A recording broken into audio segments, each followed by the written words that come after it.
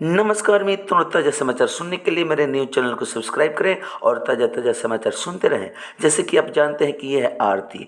आरती छोटू की प्रेमिका है और आरती का भाभी ये है। यही है, 2 बजे रात को बुलवाई थी छोटू को और मरवा दी थी। इसको फांसी की सज़ा सुना दी गई है।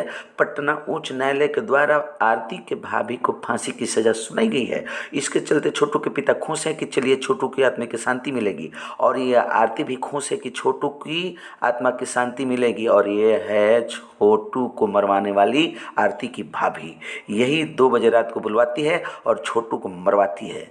और देखिए, आज पटना उच्च न्यायालय के द्वारा सज़ा सुनाई गई और बहुत लोग दुखी हैं। छोटू के जो ससुराल वाले हैं, माने आरती के घर वाले बहुत दुखी हैं, लेकिन आरती खुश है। खुश इसलिए कि छोटू को मरवा दी है, मेरा ज़िंदगी बर्बाद हो गया, तो चलो तुम्हारा भी ज़िंदगी बर्बाद हो गया। और वकील साहब कहते हैं कि जो जो दोषी पाए जाएंगे सबको फांसी की सज़ा सुनाई जाएगी।